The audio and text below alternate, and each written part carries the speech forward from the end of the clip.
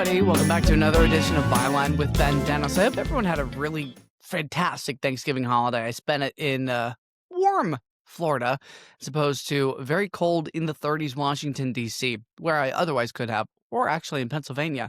Right on the Maryland border with my family where temperatures are not that different. However, hope you had some time off. It's starting to come down to the end of the year when certainly emails possibly are left unread.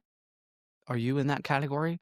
I like to think that I'm not, especially in the news world. There's a lot to get to. And there's a lot to get to today as well. I have an interview about the headache for young people about home affordability. Is the dream of owning a house actually still alive in the United States? Is it attainable? It seems that many of us are renting. Doesn't seem like we're able to actually afford a home, not just in the Washington, D.C. market, where no doubt there is a high cost of living in addition to housing, but across the country too. People are facing an affordability crisis in many cases right now, but just home ownership specifically. And actually has this evolved.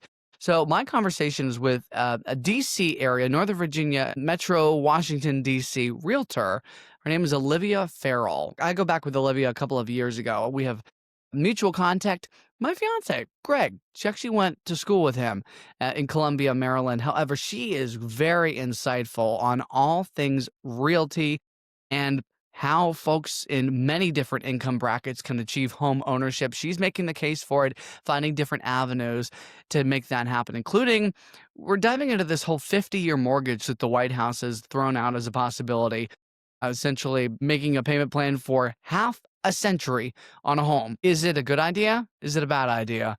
Certainly a lot of unanswered questions. And of course, afterwards, I'm diving into the headlines without spin, no filler, no fluff, going beyond them to make sense of them. What is going on in the Caribbean right now with these boat strikes on what the Pentagon and the White House says are boats carrying drugs meant for killing Americans?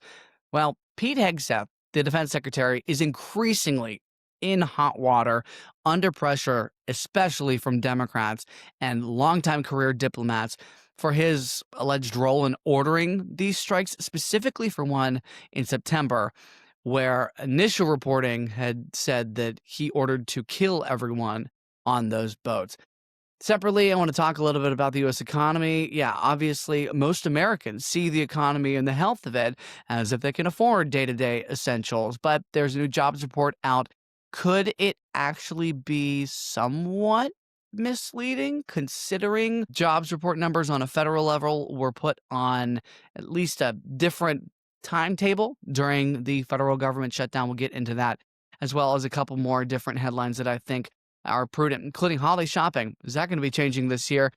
And ICE in Minnesota, immigration enforcement going after Somalis who are under the president's microscope right now. He had called Ilhan Omar, the congressional representative from Somalia who lives there in Minneapolis, which has many Somali families there, called her garbage, and had said that he didn't want any Somalis in the United States. We'll dive in on that and some of my reporting as well. So with that in mind, let's dive into my conversation with Olivia. Joining me now is Olivia Farrell. She is a real estate agent in Northern Virginia. She's the owner and principal of Olivia Properties, bearing her own name, at Compass, which is a residential real estate firm. Olivia, you and I, disclaimer here, we go back several years. You grew up with my fiance, Greg, in Maryland, the suburbs of D.C., and I've certainly followed your career. I went to your wedding. We had a great time on the dance floor, but I thought that you would be a perfect source to dive in on this topic about home ownership because, you know, I cover a lot of politics, business, real day issues when I'm out on the streets in DC and elsewhere, but also on this podcast on Byline. And home ownership is something that can play into politics. It's certainly something that would guide somebody's decision. Finances is certainly a top of mind for folks. So I thought that you would be a great person to chime in on this topic. So thank you for joining Byline. Thank you for having me. I feel so Of honored. course. I appreciate it. Please. I'm honored to have you. Okay, the first question I have, and I'll be blunt. The dream of home ownership, is it dead? And how has it changed radically since, let's say, the 50s, coming out of World War II when vets were buying homes, starting families in brand new neighborhoods? What's the shift been? I don't think it's dead, but I think it's changed. Well, it's definitely changed. I think the perception and the importance to people has shifted. So to your point, post-war, that was the number one thing. Everyone was you buy a house, you have a family, you live in that house for 50 plus years. I don't know how your grandparents were. My grandparents lived in the same house for ever, ever, ever, ever. For sure. Yep, Right. up until they So died when they were in their 80s. yeah, and I think that part of it has shifted. It depends on who you talk to. Some of the younger generations, homeownership is important to millennials, probably because their parents are the boomers, right? So that got instilled in them. Gen X rolled in, or maybe people in their late 20s, and they're like, I don't ever want to own a home. I'm going to rent. I'm going to invest my money elsewhere. I'm going to look at crypto or whatever. And now this new wave of kind of post college, I would say, early 20s, so a little bit younger. I feel like they're back to kind of being like, no, we want to buy something right now. We want to start our real estate portfolio right now. So, and that's just anecdotal, at least in my own experience. But no, to answer your question, I don't think it's dead at all. I think it just has shifted. I think it looks different for different people. I think there's different reasons why people buy real estate now.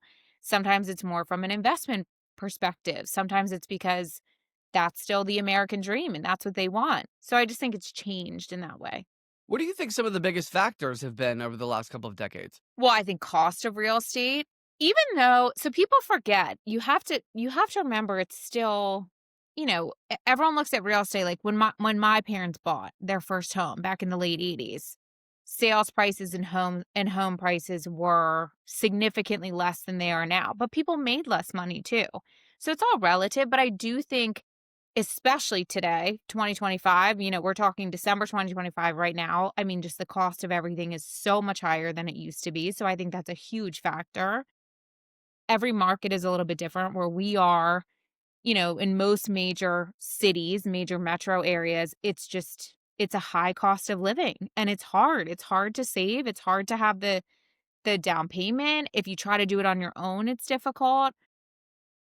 So I think that's part of it too. And then again, I just think the shift of it's really probably also the access to information and just knowing more and data and what's important from like an investment perspective. I just think the shift, the mentality of owning a home has changed for some people. And to your point, you talked a little bit about the tips and tricks that you wish people would know, having access to certain information. I want to get into that. But the next thing I want to throw toward you is what is a realistic first time or what does a realistic first home look like today if you are sticking with that age old American idea of actually having a backyard, a white picket fence? What does a realistic one look like today? I actually love this question because it really depends on what is important to the buyer. And I don't think enough people get to the root of that. I think agents sometimes, and just in conversation, like with your friends and family, and, everyone thinks they need to have whatever this American dream vision is, right? But it looks different for different people. Some people are perfectly content and they want, a two-bedroom condo in the city for their whole life. They don't want the fence. They don't want the yard. They don't want to deal with that. So I always go back to the individual. What do you want? Now, to piggyback on that, you have to be realistic also with what can you afford and where you are in your life, right? So if we're talking first-time buyers, typically, I would say, again, anecdotally, in my experience, it's mostly condos, townhouses, etc. You start with more of the starter home and then you build up from there. Which, by the way, I don't know why people have such a, and I'm not saying everyone does, but there's no shame around that. You should do that. Having an asset will give you leverage later, at least in most cases, and in my opinion. So I would say that that's probably the more norm is to start with your condo, start with a townhouse, something a little bit smaller, and then you can build on that, at least in my experience or most of my clients' experiences. So once you're sitting in front of a couple different properties, or you're with a real estate agent, you found somebody that you really connect with, which I know you and I have talked about before. You want to find someone who can really get who you are and understand your goals. The follow up I have here is, you know, better to have a lower interest rate or better to have a lower home price first time around? $1,000,000 question.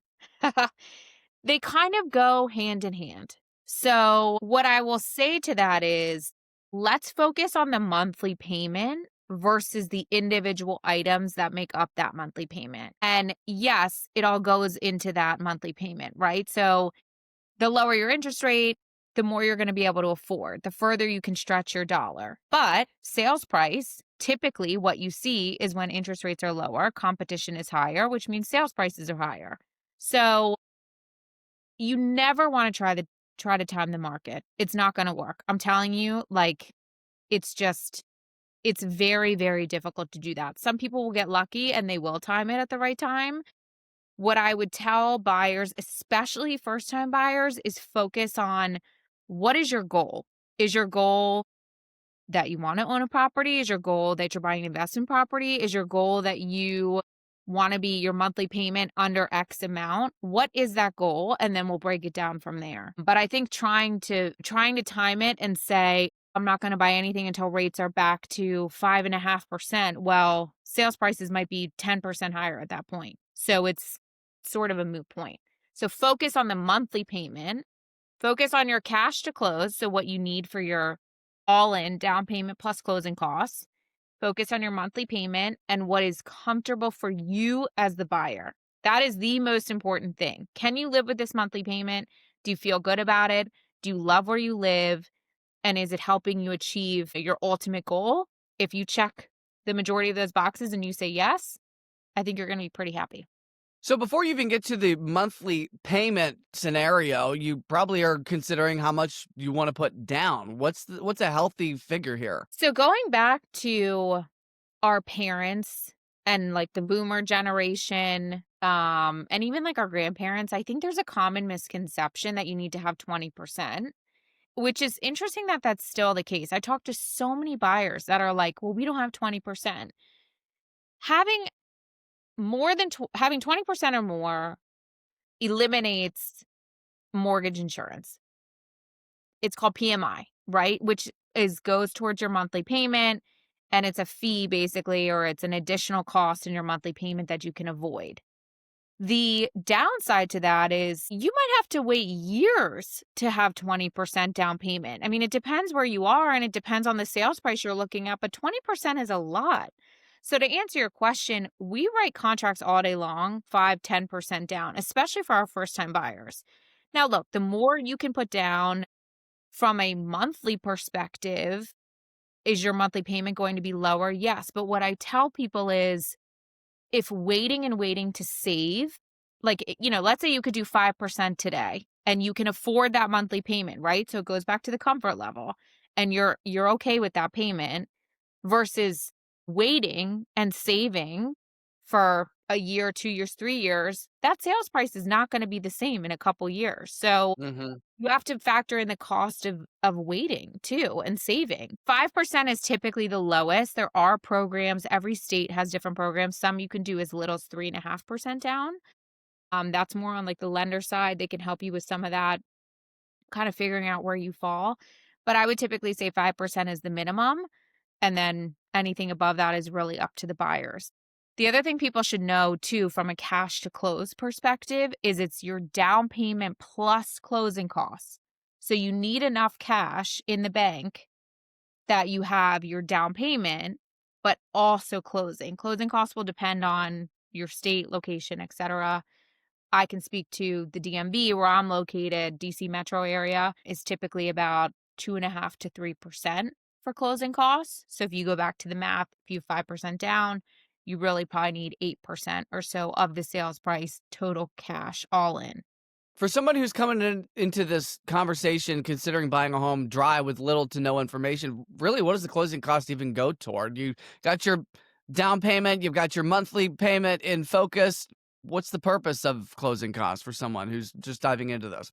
Closing costs will encompass your transfer taxes, your lender fees, your title fees. Some states call them escrow agents. So again, it kind of depends on where you are, but it's all the fees that make up, we call them the transaction fees, if you will. And then your down payment is your down payment. So that goes towards your loan, and that is what it is. Whether you choose 5%, 10%, whatever makes the most sense, with your discussions with your lenders. Down payments are not gonna go toward the closing fees. No, it's two separate buckets. That's really important for people to understand, and it makes up your total cash to close. But a lot of people don't know that. So they come to me and they say, Olivia, okay, we have 5%, we're ready to go. And I'm like, well, you really need You really have 3, right? well, it depends how you look at it. Right. You either have 3 or you need 8. Depends how you want to do your math. Sure. Unknown fees. Speaking of HOA, talk about what other things you should prepare for. Property taxes, they're going to come around every single year. What are the unknowns and some of the possible unpredictable variables? I mean, that's hard for me to give a finite list, right? HOA fees are a big sticking point for some people. Especially in the suburbs, right? You could live out in farm country, you can avoid it completely. Some people are like, I do not want an HOA. I don't want a condo. They want nothing to do with it. Sometimes it could be a good thing, though, because you have to remember, if there's an HOA or there's a condo, your next door neighbor can't necessarily do all the crazy things that maybe they want to do. So there's pros and cons to everything. From a fee perspective, I always tell people HOA and condo fees typically will go up every single year. Is there an exact percentage? No. Hopefully, it's a reasonable, basically, with cost of living to go up. Something I would tell you is, so by law, most states are like this. Again, my expertise is in the DC metro area. The seller has to provide the buyer the condo docs or the HOA docs while you're under contract. Something that is really important, if you are a buyer purchasing in an HOA or a condo community, ask if it's not provided for you, what have been the fees? What were the fees last year? What were the fees the year before? Is there any, do you have any special assessments coming up? Is there anything? Try to get as much information as you can. But at least if you have a ballpark of like, okay, look, maybe they go up 4 or 5% each year, so you kind of can project that. Now, obviously, there's no crystal ball, right? You just have to know that if you're going into it, that they're likely going to go up. Your taxes will likely go up in many scenarios. In terms of unknown fees, though, Before we get that, I want to ask you about HOA. You talk about transparency, trying to get almost like an audit of your community of what other people have been paying, what you might expect to pay. Have you ever come across a scenario where an HOA fee was negotiable? no, You're stuck in not, stone at that point. yeah, no. I've never had that. I'm not saying it doesn't exist, but no. Because it's what happens with the HOA and the condo fee is it's voted on and decided on by the board or the management company or whomever to run and maintain the community. More often than not, it goes up every year. And not that doesn't mean by like crazy amounts, but people need to understand that. Think about it. If the cost of living goes up, if the maintenance people, if everything costs more, obviously there needs to be that account needs to be funded, right? Or what ends up happening is then you have a special assessment. What a special assessment means for people who don't know is it depends on how the HOA and condo community assesses it. But usually they say, hey, every single homeowner in this community owes us X amount flat rate next year or in the next 2 years. And you really don't have a choice. You live there. You chose to live there and you have to pay that. So having it increase nominally each year is usually better for the community, but no, I've never seen it be negotiable. I mean, sometimes people have payment plans. So some communities will say you can go on a payment plan, or it really just depends. I know that's such a vague answer, but it really depends on how the community is It's case run. specific of how the board sets up the fee structure and the fee process. How about tips and tricks for finding a good inspector to come in before you purchase a home? You want to find the right person, so A, you're not getting stiff with the cost of the inspection itself, but that every nook and cranny is covered. You get what you pay for. That is my number one tip. You get what you pay for in an inspector. Hopefully your agent, this kind of goes back to, we touched on this really briefly at the beginning of this conversation. Having an excellent team in place is so key. The tough part about that is, especially if you've never done it before, you don't really know what you don't know, right? You don't know what a good team looks like. Having an exceptional agent who has those resources, but can also say, my past 50, 100, 150, 250 clients have used the same company, and you can talk to any of them and they'll give you raving reviews. That's really important to understand. Um, but you get what you pay for. Do not, this is just my personal experience, my client's experience. If you're going to go with the cheapest inspector, you're probably going to get the cheapest results. Mm. And then the most expensive repercussions. Exactly. Now, what I will say in the inspector's defense is they can't cut open your walls, right? They can look at everything, but to a limited degree. So when you're purchasing a home, you need to understand that you're going to move in and you're going to always find something, right? Or something will happen over time. That is part of home ownership, right? Eventually, you might need to change out an outlet, or you might have a faucet leak or something. The goal with the inspection is to make sure that everything is solid and there's not something really massive or really something you're uncomfortable with as the buyer. It goes back to comfort levels, right? You need to feel good about it, but you also have to be realistic too. So I will say that in the inspector's defense that, you know, hopefully they can see the majority of everything.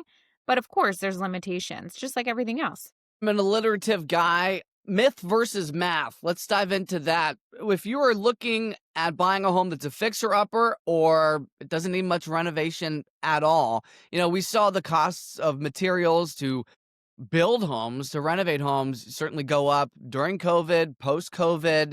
I'm curious to get your take and a pulse on how that has fared in at least the last couple of months. Is it better to possibly go for a fixer upper? Is it cheaper long term, or are those renovation costs going to be a bad sticking point? It all depends on what is important to you as the homeowner. This is a reoccurring theme. I know. That could It's be a the very tag. diplomatic answer, by the way. Well, I'll tell you, I'll go into detail. I know that could be our tagline of this episode. What does it mean to you? But it's true. There's a couple of variables to it. Okay, do I think, going back to kind of what you were saying earlier, typically can you get a better deal on fixer-uppers or things that need work? Yes. Okay, so that's, if you wanna look at it from that perspective, I think there's a lot of opportunity for buyers who are willing to do some work. So many people want move-in ready, they want turnkey, they don't wanna do anything, and they're willing to pay a premium for that. Hmm. So, if you're willing to do some work, I absolutely think there are opportunities out there, especially right now, even, just in the month we're in, going into kind of some of the slower times, etc. I definitely think there's opportunities. And you're talking about cost savings, creativity aside. I'm talking about cost savings in the sense of sales price, purchase price, because the caveat to this is you have to have the cash to do the renovations if that's what you ultimately want, right? So, like, if you want the sweat equity, you're going to have to fund the projects that you want to get done outside of your mortgage. So what happened, like, take COVID, for example, when interest rates were really low because it was so cheap to borrow money. People are like, well, we don't want to spend, you know, 50 grand to do our kitchen but taking it out of our bank account to do it ourselves. We'll just go purchase a house that's $50,000, $75,000 more in the purchase price, because that goes back to your monthly payment. Don't forget, that's not cash out of pocket. And they didn't care because rates were lower, right? Money was cheaper to borrow. That has shifted a little bit now that money is a little bit more expensive to borrow. So you have to have the cash to do the projects if you care about doing the renovations down the road. From a sweat equity perspective, from a resale perspective, the more A plus a property is on the resale side, typically the better off you're going to be. So if you want to purchase a fixer upper, I would say the the more successful approach is gonna be purchase the fixer-upper and then do the projects, and then hopefully you'll benefit on the resale side And versus that takes well, that couple points that you have already mentioned here. Obviously, you wanna think long term, first time home buyer, you should probably be thinking about when you sell as well, if you're looking to totally. upgrade, right? Yes, and that's a really important figure, and you don't always have to have it figured out, but there are different purchase mentalities for, if you say, "Okay, I'm probably only gonna be in this house for 3, 4, 5 years," that's a much different purchase than, "I wanna be in this house for 20 years." And it doesn't always work out that way. Sometimes you end up in a place longer than you thought. Sometimes you end up moving before you thought, right? Depending on the market, exactly. Well, depending on the market, jobs, I mean, so many family things, there's so many things that happen. The other thing, by the way, is sometimes people will come to me and say, "Olivia, I really wanna buy, but I'm probably gonna leave the area." We live in a very transient area. I'm probably gonna leave the area within 2 years. Sometimes it doesn't make sense to buy unless having that investment is important to you, right? So it goes back to the original goal. Is having an investment property important to you in your portfolio? If the answer is no, maybe you shouldn't buy, and that's okay too. So, yes, you are hit the nail on the head that thinking about kind of that timeline, especially when it comes to renovations, are you going to be in it long enough, or is it worth it enough to you, or you see the ROI, the potential to do the renovations? Sometimes the answer to that is no. What's the most common mortgage term that you come across for first-time home buyers? And I'm gonna dip into this whole idea of a 50-year mortgage too. But, at least the most common term, if you will, is it 15 or 30? What are we looking at? You mean like loan product type? I would say the most common is a 30-year fixed. That's probably the majority of loans. I'd actually be curious to know the answer to that because COVID really there were a lot of the last couple of years there have been some creative products and things that have been done. But 30-year fixed is the most common and it's probably the most familiar to everyone. And what that means is you have a 30-year mortgage and fixed means it's exact same every single month. Now, Interest rates. your rate is the same every month, correct, unless you refinance. Don't forget, though, if your taxes go up, and this is assuming your lender is paying your taxes, which is very common. Well, if you have a loan, they will pay your taxes. If your taxes go up, then your monthly might be adjusted slightly. Sometimes they go down. Every once in a while, your taxes go down. Not very often. But if you go Not steady, nearly as often as any of us would like, no, correct. no, no. But yes, 30-year fixed is the most common, I would say. An uncommon option these days is what the White House is putting out there, and that's a possibility of a 50-year mortgage, possibly lowering your payments, but obviously you're on the hook for a longer term. Is this really a healthy idea? What are the pros and cons here? A lot of skeptics on this issue.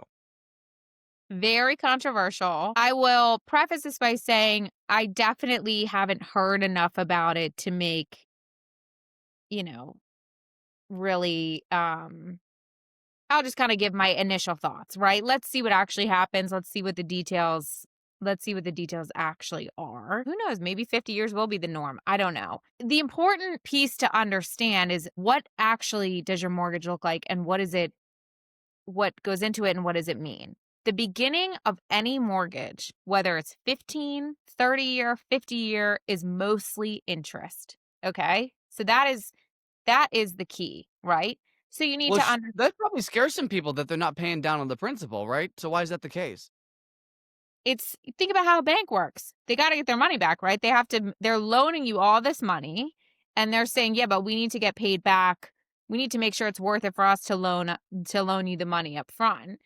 But the reason I bring that up is because it goes back to your point about how long are you going to own the property, right? So I don't know if the 50-year is going to come to light. I do think it would allow more affordability, which is a good thing. So if it allows you to have a lower monthly payment because you can stretch it out for longer and then people can achieve the goal of homeownership. I mean, ultimately, do I think that's, in concept, a great thing? Yes, but in practice, we'll have to kind of see how it shakes out. I don't really To know. I me, don't know if it's a good idea or it's bad idea.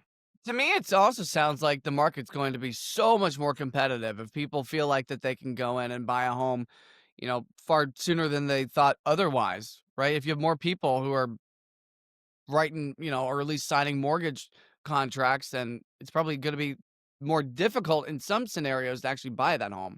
I would agree with that. I think competition drives so much of this. That's the other storyline or thing to look at for next year too, for 2026, is there are so many people sitting on the fence waiting for rates to come down, especially those that bought during COVID, right? They're sitting on 2.5, 3% interest rates, which is, we'll probably never see those again, or at least not for a really long time, right? So these people are waiting and they're saying, "Okay, maybe if rates were like 5%, we'd make the jump. We'd buy something else, we'd sell what we're currently in, but we weren't gonna do it for 7 or 8%." So you have, to your point, this backlog of, or this, just jam of people that are kinda waiting it out to see if rates go down, and then they're gonna jump back in.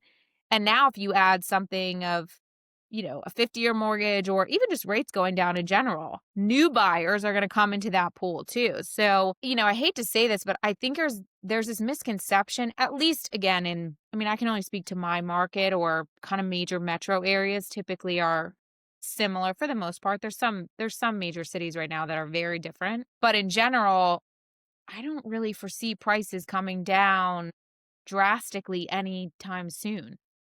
Yeah, it's a matter of, like, how do we figure out how to make things affordable?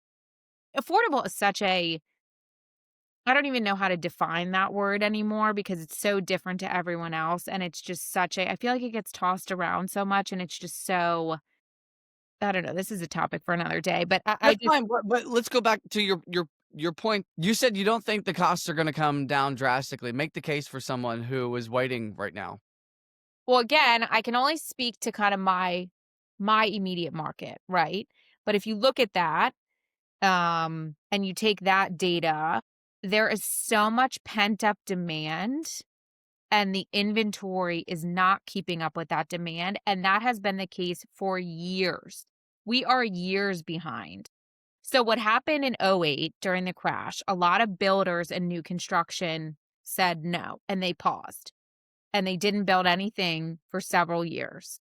Then things started getting good again. So you have that, right? So you have actual new physical new properties that didn't get built for a couple years. Okay, so now we're behind on that. Then fast forward, rates started coming down, the economy started stabilizing. Then you had COVID and rates plummeted and things went bonkers, right? So now you have all that in the mix. And I just think, well, I know you can take it from, we get stats all the time from NAR's chief economist, or people who study this data who are much, much more entrenched in the data than NAR, I. National Association of Realtors? That's right. Yes. They're much more entrenched in the data than I am, that the inventories is years behind demand. And so when rates get lower again, buying power gets higher, maybe the 50-year mortgage comes out, like you said, affordability, or this, it really comes down to purchase power, buying power becomes more available. Now you have more people. Competition skyrockets. It's like 10 dogs vying for one bone. That's right. And everyone wants the same thing. You have to be solutions oriented. You have to have a plan, but you also have to be realistic. Just because you can doesn't mean you should. I say this to buyers all the time. You need to make sure you are comfortable with the purchase, with the monthly payment, and that you're going to be good to go. And it doesn't mean you don't have to stretch. It doesn't mean sometimes you don't have to make sacrifices on your wish list, right? But you still have to feel good about it at the end of the day. I always tell my clients that. I'm like, you need to love where you live. It is the most expensive purchase you'll ever make of anything in your lifetime. I'm gonna get you out on this. You're a busy woman. Either you personally or from your experience talking with your colleagues, what do realtors wish that first-time home buyers knew at the gate up front? I wish they knew that assets give you leverage ultimately. And I say that because starting small or figuring out a way to have real estate in your investment portfolio, and this is just my opinion. I am not a financial advisor. This is just how I feel and based on my experiences and my clients' experiences that owning an asset 9 times out of 10 will hopefully give you leverage in the future. And so going back to one of your first questions, how can some of these first-time buyers figure it out? Is there anything that they can do, or what are some of like the tips and tricks? So a lot of people now will do something called house hacking. They'll purchase a condo or townhouse and they'll rent out a room, for example, or get a roommate, and they'll have someone essentially help them with their mortgage, right? So that's a great way to do that, but they own the asset. And I just think it's hard to think about that I wish I had bought a place when I was a lot younger than when I did. Average first time home buyer, by the way, they just released this statistic the other day, is getting closer and closer to 40. Average first time home buyer nationally, 40 years old. Wow. So if there's a way that you can figure out how to purchase something when you're younger, 20s, 30s, and a Possible group purchase? group purchase. Now, I will tell you, if you do a group purchase, my advice to you would be speak with an attorney, have everything figured out, have everything nice, clear, concise, ironed out because you don't want any issues later on. But assets give you leverage, in my experience and in my opinion. And I think, you know, if you look at anyone who's super wealthy or who has done well in life, real estate is in almost all of their portfolios. I'm not saying it's the right answer for everyone. I'm not saying, it has to make sense for you. You have to be able to afford it. You have to be able that it has to be important to you. But if you just look at the overall picture, typically it's included. Okay, so you talk about having assets, that this is going to be integral for you long term. Say maybe you do not have the cash right now to afford a home to live in right now, but you might be able to afford something that you rent out, have passive income that can help you buy your first home. What do you think about that? I love it. And I also sometimes think outside the box. Maybe you don't necessarily purchase where you live either. Maybe it's you go in all together and you buy an investment property in a different state or a different location. I think that's a great way to do things too. So it doesn't always have to be home ownership doesn't always have to look like this what we think it's supposed to look like, right? Maybe you want to rent where you live or it makes more sense financially to rent where you live. But yeah, owning something with a group of people in a different area or even in your own area too, like I was saying earlier, obviously make sure you have everything ironed out and, very crystal clear on paper. I think it's a great way to do that.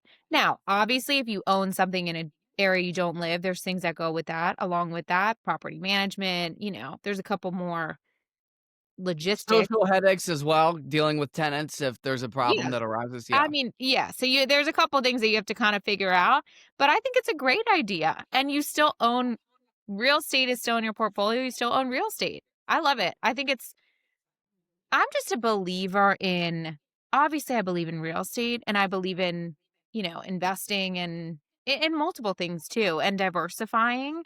And if that's a way for you to achieve the goal of owning something and, you feel comfortable with it and it makes financial sense for you, I'm all in. Thank you for giving us a picture into your world, Olivia Farrell. I appreciate your time joining Byline. Thank you. Thanks for having me.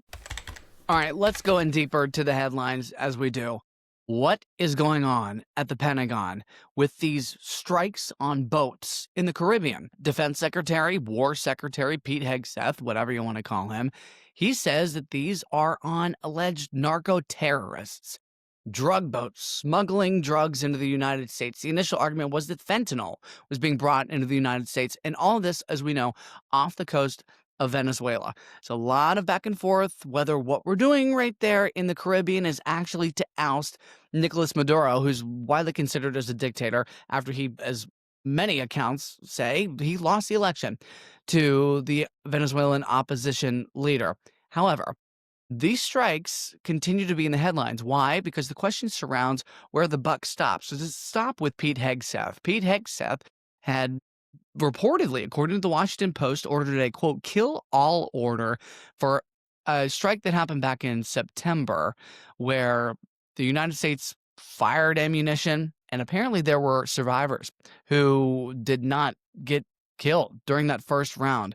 Well, there was a second round where Hegseth came out and denied an initial report from the Washington Post saying that he issued a kill all order. Now, the admiral, his name is Admiral Bradley, came out to Congress this past week and told them essentially what he was ordered and what he had witnessed and experienced via video when these strikes had been happening. Well, the initial reports were that Bradley said that there was not a kill all order for these strikes, for this specific strike, rather. And then it was NBC News that came out in the last couple of days who reported that Bradley was working on orders based on what Pete Hegseth had ordered. And it was the fact that there were 11 people on this boat, the alleged fact that there were 11 people on this boat that were on a list where essentially, if given the opportunity, American military forces could kill people. I have some questions about whether we have had these certain types of lists before, whether they also involve people who possibly might not provide an immediate, imminent threat. If, say, this boat was bombed and there were survivors, are the people that are clinging to the boat actually an immediate threat? Republican Senator Tom Cotton had signaled that possibly these survivors were using a radio device to talk to other alleged drug smugglers, or at least another vessel that was nearby, to come save them. Who knows what was actually happening? We have not seen the video of what had happened during that strike, and at least after that strike, when those two survivors apparently were clinging to life. So there's certainly going to be more questions for the Department of Defense, for Pete Hegseth, for Admiral Bradley, for the White House, as well as who ordered what information they had at the time, as well as why they thought they had the authority to go ahead and strike these boats. I had a previous conversation with a professor of law at Georgetown University. His name is Todd Huntley. Great conversation about these strikes, whether they're legal or not. He had said at the time here on Byline that he didn't think that they were. He provided legal counsel at the Pentagon to top military officials before they did strikes, before they carried out military orders, and considered if the evidence that they had at the time would basically qualify a strike as being legal or illegal. He said there were some cases where there wasn't enough evidence that he thought that would constitute a legal strike, and other times the contrary. That's a conversation I suggest you go check that out. Again, we'll see what's reporting comes out of the Pentagon, especially with reporters from legacy organizations who decided not to abide by these new rules, if you will, that the Pentagon imposed on the press. That story's not going away. Jobs report. Does it tell us anything that's substantial? Well, yes, especially if the Fed is going to consider to lower interest rates. They've been dropping them incrementally throughout the year. The cost of living, we know, is high. People might not be borrowing as much money right now as a result of that. However, there's a new job report out, and it says that private employers in the United States shed 32,000 jobs in November, which was apparently not according to the forecast from economists. They had suggested some modest gains, but we saw a slight loss. Here's why this matters. This was the biggest drop since early of 2023. Joe Biden was president at the time, and reportedly driven by some small businesses. I'm reading some of my notes here as those who are watching this. I'm looking away from the camera. I'm suggesting some possible fragility among smaller employers. Here's the question. Is this just a blip in the payroll? And yeah, back to those interest rates. How might this ultimately influence the Fed's decision to possibly cut interest rates further toward the end of the year into 2026? Who knows if Fed Chair Jerome Powell is going to have a job tomorrow? Who knows if he was going to have a job yesterday? As of what we knew from President Trump a couple of weeks ago, Jerome Powell has faced the ire of President Trump. He is namely talked about a project that the president says has been over budget to renovate the Fed building itself. That story aside, we'll have to keep an eye to see how interest rates might change throughout the rest of the year. Federal immigration officers continue to work in all areas of the country. Initially, the president had targeted Democratic majority electorate cities: Los Angeles, Chicago, New York City, Washington, D.C., where he sent in the National Guard. Well, he's now sending ICE into Minnesota. Minneapolis leaders are out on the record saying that they're going to protect immigrant communities. Minneapolis is a hub of where Somali immigrants, people who are American citizens, Ilhan Omar, congressional representative, she's from Somalia herself, had said some 95% of people who are living in Minnesota are from Somalia are United States citizens. 95%, 5% are not. President had shared some disparaging remarks about them this week at the White House, called Omar garbage, but also said he does not, frankly, want Somalis in this country. He says that they complain, they don't contribute. So, what's the allegation here? The president claims that Somalis in Minnesota are stealing billions of dollars with a B every single year, and it's taxpayer money, sending it to Al Qaeda backed groups, allegedly taxpayer money that came through COVID-era programs. The Associated Press this week had reported that there has not been any substantial proof that this was happening. The Treasury announced lately that they have launched an investigation into alleged misuse and funneling of taxpayer money by Somalis in Minnesota. Keep an eye on that investigation, but the president certainly going after Somalis because of the investigation.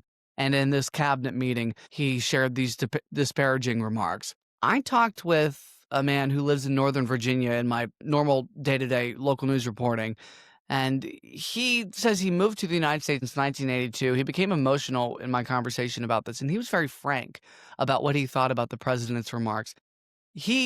I'll preface this also by saying that he says that he's been voting for Republicans. He's unapologetically conservative. Says that he voted for both Bush presidents. He's been taking issue with President Trump ever since he started running for president back in 2015. 10 years of Donald Trump certainly taking hold and flipping the American political sphere on its head. However, he is not happy with what the president had said. He questioned why President Trump would be targeting Somalis. He says, your wife is an immigrant. Why are you targeting immigrants? He says that he has been contributing as a cab driver to the D.C. area for 40 years, and President Trump's comments that Somalis don't contribute anything are contrary to his own personal experience. Holiday shopping. Are you going to be spending the way you normally do? May you spend a little bit less this year? May you spend more? The National Retail Federation in a recent report had signaled that it seems a lot of people will be spending handedly this year, close to $1,000 for presents, whether it be food, travel, you name it, the whole bundle. Wrap it in a bow. Why not? Well, I'm just curious to see if the affordability concerns that President Trump says are a Democrat hoax, the idea of affordability is a hoax, will actually alter people's spending habits. We're getting closer toward December the 25th. Have you already made your list and checked it twice? Are you naughty or nice? Have you knocked somebody off your own list who's been naughty? Have you put somebody on who's been nice? Anyway, Santa Claus is coming to town, and folks will certainly be spending online, increasingly so. Every single year, it seems like these online retailers are offering deals and deals earlier and earlier and earlier. Is that okay to start the Christmas season earlier? Is it okay to start playing Mariah Carey Christmas tunes earlier in the season? That's up to you. You have that own choice. So we'll keep an eye on consumer spending, indeed. Finally, out of tragedy, there is some good news. Those two National Guard members from West Virginia who were shot in D.C., reportedly ambush style in the head a day before Thanksgiving. One of them is showing improvement at the hospital. His name is Andrew Wolf. He is in his 20s. His family have reportedly told West Virginia Governor Patrick Morrisey that Andrew was starting to look more like himself. He's still in serious condition. His family had visited President Trump this week after an invite to the White House. The family of Sarah Beckstrom was also invited. She died not long after she was shot. Young specialists in the National Guard, they were on duty, patrolling D.C. streets as they have been doing for last several months after the president had deployed the Guard from many different states into the nation's capital to beautify but also go after crime. Andrew is showing improvement. The estimation right now is he's got 2 to 3 more weeks in the hospital. Who knows what conditions he is in, and we only wish him the best and his family the best and only the most amount of peace that the Beckstroms can receive right now. It's incredibly tragic, especially around the holidays, and we hope that they're lifted up. Personally, I hope so as well. With that, I hope you have a great week ahead. I will be certainly sending out more booking interviews and looking for more topics to dive into to go behind the headlines, make sense of them without spin. That's the motto. We're not straying from it. I enjoy it. So why stop anything that you enjoy? I also think it's beneficial for all of us out there cutting through the noise. Thanks for your time, and we'll see you next week. Take it easy.